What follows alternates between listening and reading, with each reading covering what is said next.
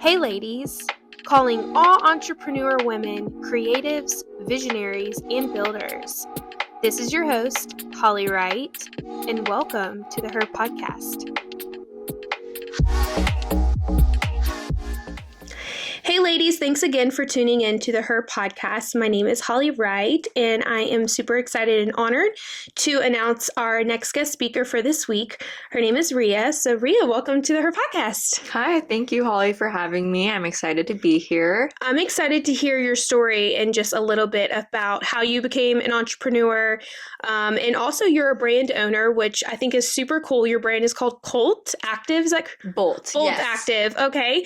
And so I'm excited to hear a little bit about how you got started. Why don't you tell us a little bit about who you are, what you do, and we'll dive in. Yeah, thank you for having me again. So my name is Ria. I am born and raised in Vegas, and I am an entrepreneur.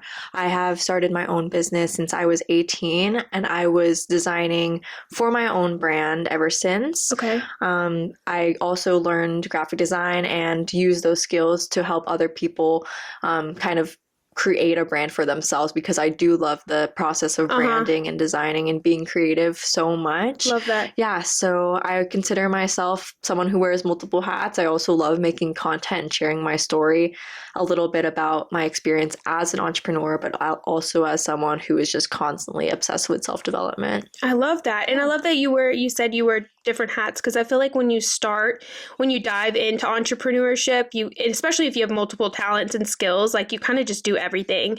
That's kind of how I was. And I don't know. I feel like when you have the mindset of an entrepreneur or a creative, which you are, you kind of just do everything and you just go with it. So I love to hear that. Let's talk a little bit about your brand.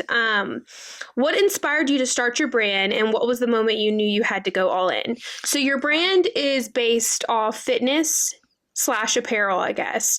So what kind of, what started that, or what gave you the dream to just go all in with that? Yeah, at first I thought that fitness and starting a clothing brand was like a bucket list thing. I didn't think it would be something that like I would act on immediately after I graduated, but I was in college, I was studying psychology, and even in my classes where I was supposed to be, like all of my classes, but especially my major, I was like zoning out and I just didn't feel aligned. Okay. And so I used the path of starting a clothing brand as my plan B. And I was like, it doesn't have to be a bucket list thing. I can work on this now, because obviously going the traditional route isn't something that is working for me. I'm not paying attention. It doesn't feel exciting. It doesn't feel aligned. It doesn't feel like something I'm pursuing on purpose.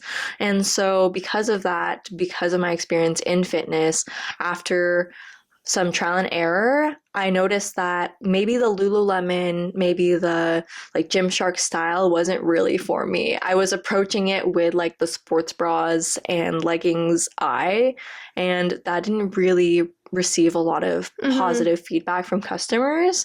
And so I was just like, you know what? What's trending right now? Especially in the gym community, surprisingly, is stuff that isn't really gym stuff. It's like graphic tees, cool designs, and people wear that at the gym as if it were gym clothes. Yeah, that's funny you say that too, because I was at the gym this morning. I feel like that is the trend right now. Like when Lululemon and Viore and all these like top brands like really popped off like years ago, I feel like their apparel was very basic, like the yoga pants, the fanny pack, the sports bra, very simple. But I love that people are branching out now. I see a lot of the graphic t-shirts or just normal clothes that people are like giving a twist to it, and then it actually goes. And so love that you said that, because I have started to notice that, which brings more creativity in the gym too. And everybody has a different vibe. So I feel like when I see different people wear different things in the gym, I'm like, that's actually a good idea. I never thought about that item being a gym clothes. Right. What were some of the biggest challenges you faced in the beginning? Let's go back to the beginning. You said that, you felt like it was a bucket list, but it kind of turned into reality and something that you had a passion for. What was maybe a season or story you could share that was a challenge for you, that maybe you had to push through? Yeah, absolutely.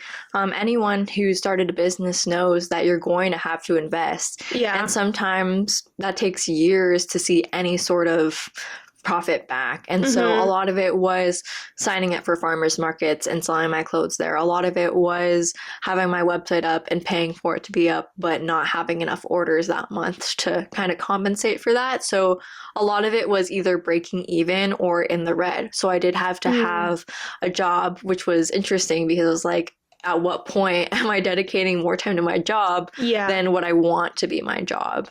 And it was a lot of not losing hope, not losing faith in the vision, and just knowing one day, like so strongly in your heart that you know it's going to pay off one day. And so getting rid of the doubt, especially from other people, to see that, like, why are you putting so much money into this if nothing has happened and you've been at it for a couple of years already? But it does come with a cost, and you have to think about it as if your next payoff is going to be around the corner. You have to think about it as if the next investment you make is going to pay off, and for every single investment that you made before that. So just not losing hope and keep on putting a risk on myself. That's good. I love that you said that too, because I feel like everybody has to start somewhere. And sometimes it only takes one viral video to just set you up and your business pop off and you're just hitting momentum. Sometimes it takes one connection, like you said, at a farmer's market, like meeting one person who is either an ambassador, influencer, investor, whatever. But I think you have to, in order to be successful, you really do have to work a full-time job, unfortunately, and believe in the vision. I think that was one thing you said that I really loved, because not everybody's going to agree with the vision or see your vision. But I feel like there's something so special that, I believe God gives us vision for our business. So, that will be fulfilled over time, but, working your butt off and believing in it is only going to bring you success, because you could talk to any successful entrepreneur, the billionaires out there, people on Shark Tank, like someone had to start somewhere and they didn't give up on the vision. And that's what led them to where they are today. Love that. Let's talk a little bit about entrepreneurship. Did you ever struggle with self-doubt or imposter syndrome, and how did you overcome it? I feel like in the gym industry, I feel like for women, it's really hard, the doubt, the comparison and all that stuff. So, you love fitness, your background is in that, which led you to start a brand. But was there a season where you were just kind of like doubting yourself, like, is this worth it? Like, should I keep going? Tell us a little bit about that. Yeah, absolutely. I mean, I've had multiple seasons. I'm sure anyone I feel like it comes and goes. Yes, absolutely. If you've been in the game for long enough, you'll have multiple periods where you will have that imposter syndrome. So when I did first start off, I didn't normalize young entrepreneurs, young female entrepreneurs the same way that I do now. And that's really just by expanding my circle and knowing that they're real. They're not just online. It's work. Yes. It's work. So the biggest thing that I had learned from being like, oh, maybe people won't take me seriously because I'm younger. Maybe people won't take me seriously because I don't know what I'm doing, is like, they don't know that though. They do not know how much experience you have. They don't know how much you know about what you're saying. So if you say it with enough confidence and with enough conviction, people will take you seriously. There's been a lot of doors that I was able to open because in my emails, I never once said how old I am. Like, always make it seem like you are going to be this huge company if that's what your standards are. And everything else will align and people will treat you accordingly. There's also been seasons like when I moved to Texas, and that was my dream place to move. I had to end up coming back home due to personal reasons, financial, and that really just offset a depressive episode where I did feel like giving up. I did feel like maybe I wasn't cut out for this, and I'm still, unfortunately, and fortunately, because it does happen for a reason, rebuilding myself up after that period of hiatus and losing a lot of the momentum I did have. Yeah, I love that. I feel like everybody goes through. I mean, seasons come and go, but it's definitely not entrepreneurship. I feel like is not a pretty painting of what people think. It really does a lot in you than it does the business. And so you really have to be just strong, and you're going to come in good seasons and bad seasons. And like you said, you had this idea, with Texas, but then it sets you back. But I really believe the setback is really the comeback and maybe you just were in the wrong place, wrong time. But everything happens for a reason. But I think that's what makes us stronger and better as business owners. Tell us a little bit about your brand. So what does it stand for beyond the product and service you offer? So walk us through a little bit about the beginning, middle, and end. Like when you created this brand, maybe the name of it, like what bloomed that? Yeah. So the beginning of this all started like when I was born. Okay. So I grew up with a single mom and I saw a lot of like her independence. Okay. But with that, a lot of her strength in the trauma and like the betrayal, not being supported, and how she literally had to like double down on being this girl boss. Okay. And so I developed a lot of my identity in that. Like I can do it. Even though I don't have all the resources, I'm strong, I'm empowered. And I just love that the feeling in the gym, the feeling of lifting heavy, the feeling of having a new personal record gives me, because it's like I'm showing up more and more to prove to myself that I am that empowered person, that I am this independent person who doesn't necessarily need all the handouts. And so I love the power aspect of it, like feeling like I am powerful, I'm in control. I don't have anyone taking that away from me. And I just wrote down all of the words that like came to mind related to like being powerful, being strong, being like unapologetically myself. And then Bolt like came down and I was like, oh, okay, that's interesting. And then I also wrote down active and I like kind of saw those two words next to each other and I was like, wait, that kind of like clicks. Yeah. So that's cool. Yeah, thank you so much. So I stuck with that. I just always tell people if they don't know what to do with the name, like just go through the process where you write down like a bunch of words and then like see what happens. I love that. That's kind of what I did with her too years ago when I launched her. It was actually during COVID 2020. Oh, wow. And I had launched this brand and I was like, okay, what could I name my brand that is like attractive, like catchy, but it's like simple. Yeah. And that's kind of what you did with Bolt. Like it's one word, but it's attractive. And so, and I was like, I was like writing in my journal one day and I'm like, oh my gosh, like I have a heart for women. I have a heart for entrepreneurship, the creativity, like it'd be a dream to put on conferences. Like I was just writing everything that was on my heart of like what I wanted to fulfill in the future. And it just all came down to like her, like, I don't know. It was just very simplified. And so I love that that's your story too, because that was similar to me. And sometimes you just have to write things down and what you're passionate about. Like that's what you did with fitness. And sometimes it's just one word and it just clicks. Yeah. I love that. Can you walk us through a day in the life as a brand owner? I know you take a lot of videos, which I absolutely love. You're always encouraging people on social media. Take us through maybe like your day-to-day of maybe orders or stuff online, like what your brand entails, and what does it look like behind the scenes? Yeah, absolutely. So I like dedicating my time, especially as a creative, to the bread and butter, which is designing and formulating. Like, I don't even like doing traditional marketing tactics. I like doing like weird stuff, like mirrors and stickers and like things that people haven't seen before. So I like dedicating a lot of my time and mental capacity to those creative aspects where I am creating ideas and writing things down. And so when it comes to like fulfilling orders and doing the more monotonous stuff, I love delegating and I love automating. Yeah. So I just have a system where it's kind of like drop shipping, where like nothing exists until someone makes an order, basically. I love that. Yes. Yeah. And I feel like that's the future too, because when I was looking into merch, which we'll soon have her merch soon, can't wait. But I feel like that's what everybody's doing now. And because it's a lot harder to order all your stuff at your house and then collect the order, ship it out. It's just too much work. And we're in a fast-paced generation. So I love that you have systems in place, and that's kind of, once an order comes in, that's kind of what you do, which gives you free time for the rest of the day to do anything else. Yeah. So with this brand, let's walk through, have you met any, like, what would be the dream life with the brand? Maybe to get it, would you want to do events? Would you want to have ambassadors or influencers hold your brand? Like, what would be the dream?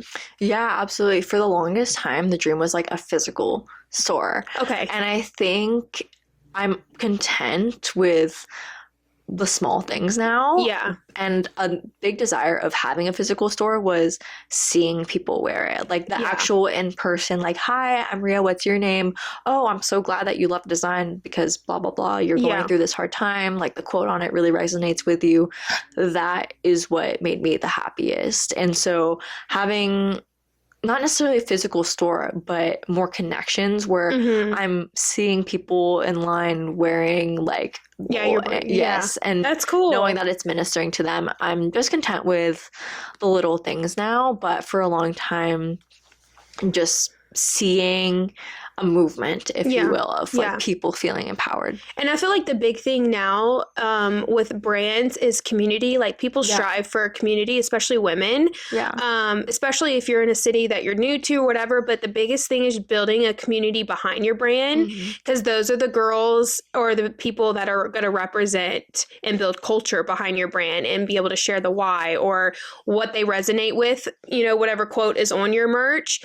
So I've noticed that a lot on TikTok, like girls are building communities. And the other day I saw this girl on TikTok and she's new to Vegas. So she started a walking club, and then the walking club blew up and now she's having merch. So I think that's the biggest thing. I feel like back in the day, people used to rely on ambassadors, you know, buy my sweatshirt, tag me, repost and stuff, which that stuff does work. But I think there's something powerful when, you know, like you're building a community of women who are representing your brand and the vision behind it. And I think that's what's probably going to elevate. Let's talk a little bit about personal development, because you had made that comment at the very beginning. How do you stay disciplined and consistent, especially on days you don't feel motivated? So this can resonate and relate to any woman, but what are some things that you like to do that helps you stay disciplined? Yeah, I think this is just a human desire is to complicate things, like to procrastinate and to push off what we know we need to do, whether that's in fitness, whether that's in business, whether that's in any goal you have. And the biggest mistake is not just like turning your brain off, essentially. We give ourselves so many excuses of like, I have this and I have this, and you start to believe those excuses after you essentially turn your brain off and you say, I know I have this on my to-do list. I'm like almost treating yourself like a robot. I'm going to do this whether I like it or not. Another thing too is like, if you're going to do one thing, don't let it be at the expense of another. For example, like, if I go out and I stay up, but I was going to go to the gym tomorrow, I'm not going to give up the gym just because I made the mistake to go out. And like, don't compromise on those things, essentially. So people tend to overcomplicate anything, whether that's like, how do I grow my business? Oh, I need to like do this and run ads and all this stuff, where it's like, just pick one thing and go all in on that. Same thing with fitness. It's like, do I like do keto or do I run like every day? And like, what kind of like yoga do I do? And it's like, just pick one diet to stick with, one calorie to stick with, and you'd be surprised at how much easier it is to be consistent to that, because it's like business. You're automating it. You're following the systems. That's good. It reminded me of a quote I saw the other day, and I actually posted this on her page, but it was like, don't strive to be the best person in the room. Strive to be really good at one thing and go all in with that one thing and be really good at what you do. And so I feel like with entrepreneurship, or maybe you're in a season of like, you want to start a business and you just don't even know where to start, because that was me years ago. I'm like, I was so overwhelmed and I didn't even know where to start. But just pick one thing and become really good at it. Because I feel like we have so many people out there that have a brand, have a podcast, like all these people that, you know, it's a competitive creative space. But at the same time, if you pick one niche or one thing that you're really, really good at, that's what elevates you, and that's what gets you like consistency, but also discipline. So I love that you said that, because we overcomplicate things a lot, and then it causes stress. And that is something I am trying to get away from. But I love that. So on a day-to-day basis, so basically you the goal is with your brand. What else do you do on your free time besides the brand? Yeah, absolutely. So even though we just talked about delegating ourselves and spreading ourselves too thin, I'm also a big believer in like having multiple hobbies. Like, for example, love that. Like, if your identity is in one thing, I think that's what God taught me when I had to come back home, because my identity was so in like having a successful business, and like I was going up and up and up, able to move to my dream place, and then that got taken away from me. So it's like, who really was I? Same thing with fitness. It's like you see a lot of people, like they put a lot of their identity into fitness, which is great, being a successful bodybuilder or whatever it is. What if like you get injured, God forbid, but when that gets taken away from you, it's like, who are you? Exactly. What do you like to do? Yeah. I think sometimes we get lost in that too, when you become so obsessed with being identified as this one thing. Right.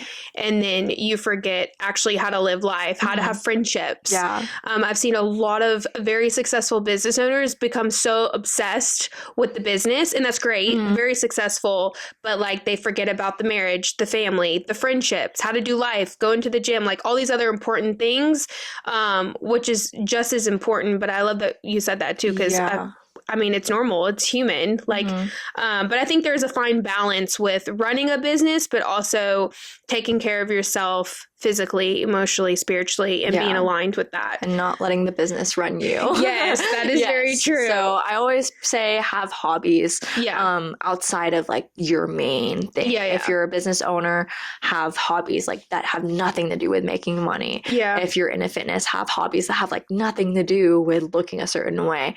Like learn something new purely for fun, because it comes down to, why did you start this business? Why are you even doing it in the first place?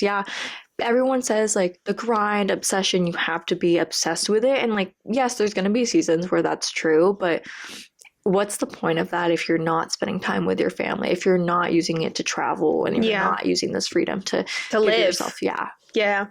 Let's go back to business. So we talked a little bit about mindset, the brand.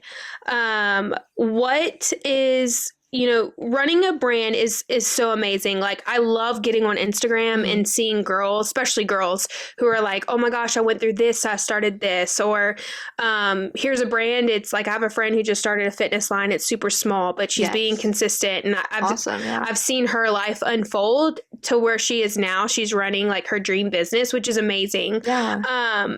Give me a perspective, or maybe, a story that you walk through that you really did see your brand impact someone. Honestly, the biggest person it's impacted is probably me.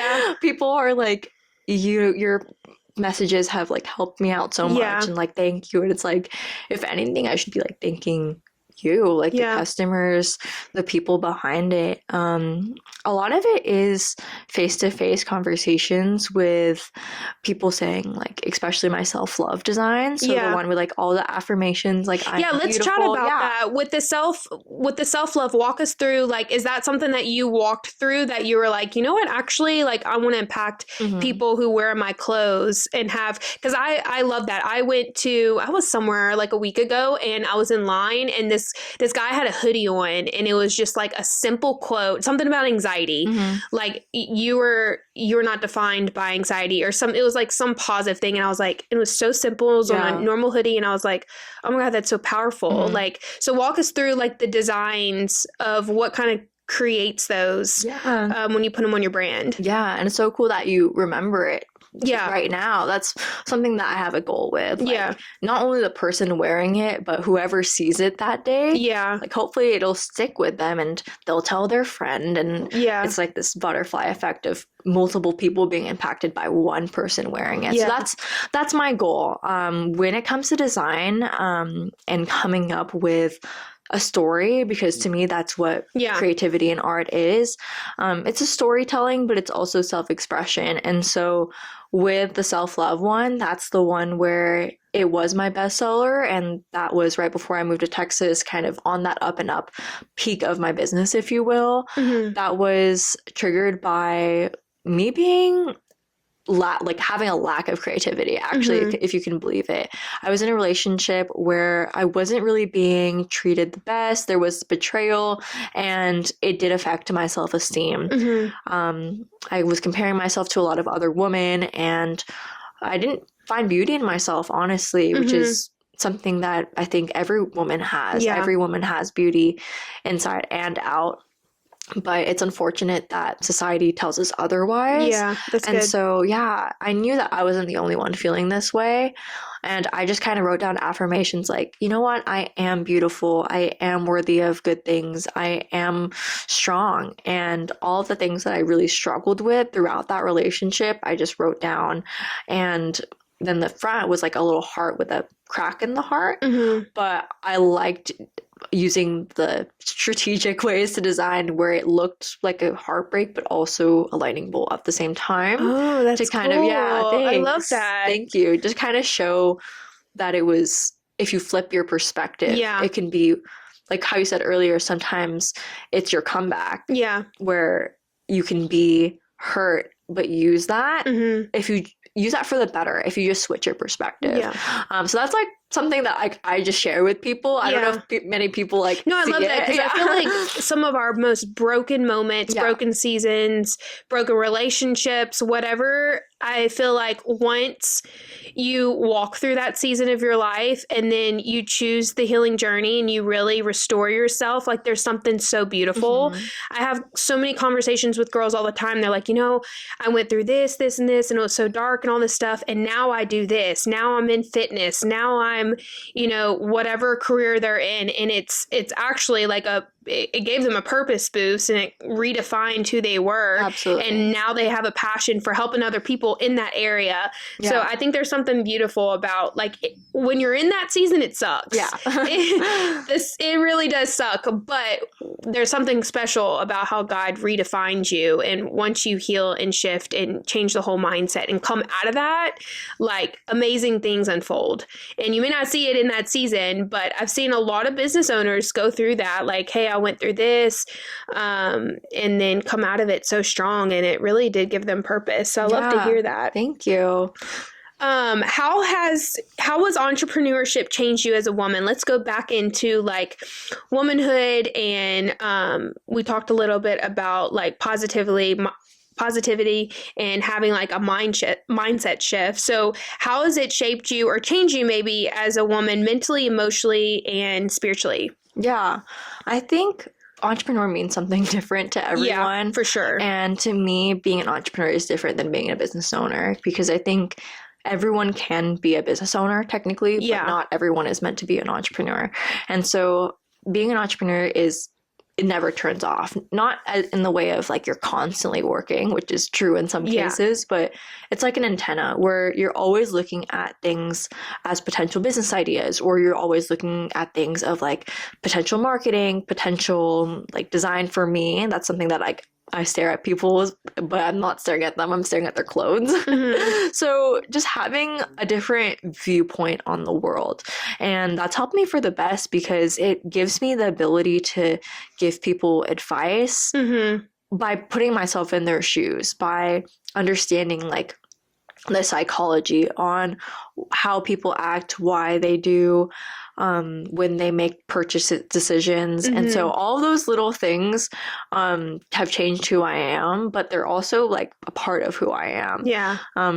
Being an entrepreneur isn't always like flashy, like I have like this new car, which I think is something that's being sold online to people right now to be the next entrepreneur, because it's so easy compared to like 50 years ago where you had to have an in-person business. It's more easy to set up a Shopify account right now and set up an Instagram, and all of a sudden you have a business.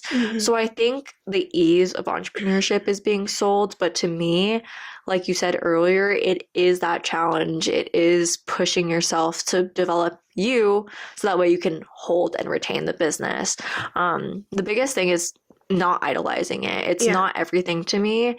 And I don't want it to be everything to me. I want it to be something that I use as a gift to this world. That's good. Yes, like as a legacy, something that I leave behind, like on my deathbed. Like if I were to die tomorrow, I could confidently say that like I used my gifts, I used my brain and like my passions to create this business and minister to the world. And I want to continue to be able to do that.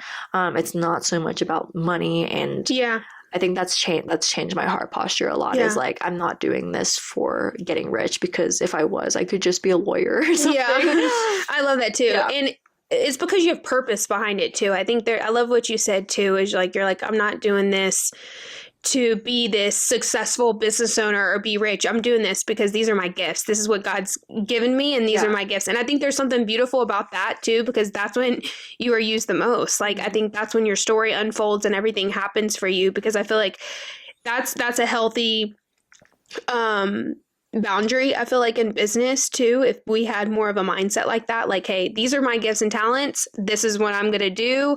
And, you know, at the end of the day, if I were to look back, I know confidently I've done what I'm called to do. And I'm proud of you for that, because it takes a lot to get to that mindset.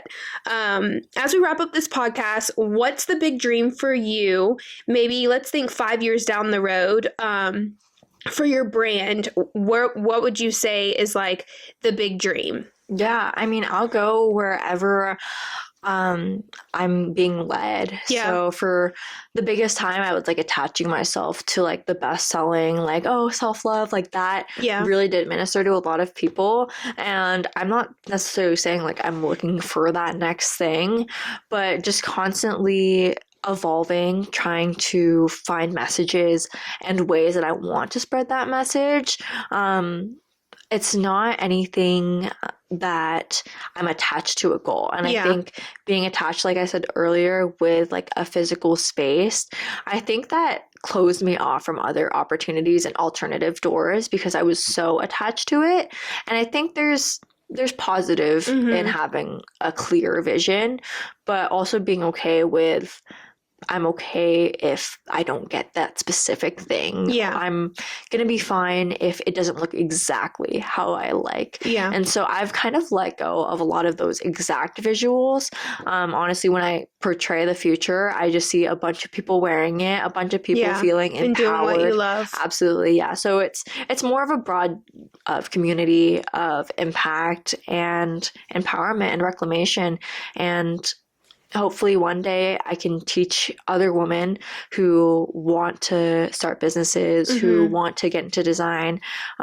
Maybe I can use my experience and minister to those girls as well. I love that.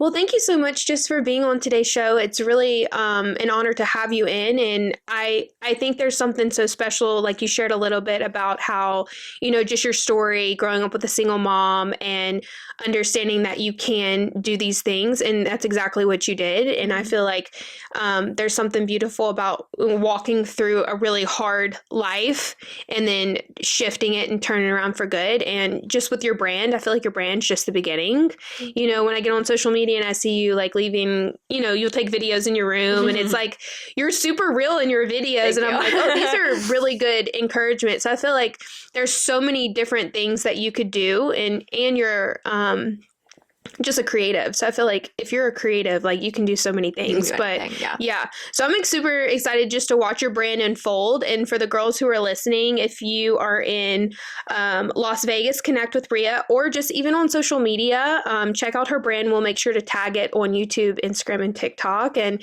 connect with her if you have any questions. And I'm just excited to see where this unfolds. So thanks for sharing today. Thank you. Thanks, girls, for listening. Make sure to subscribe to our YouTube channel and connect with Rhea. She'll be all over our social media as well. And stay tuned for next week.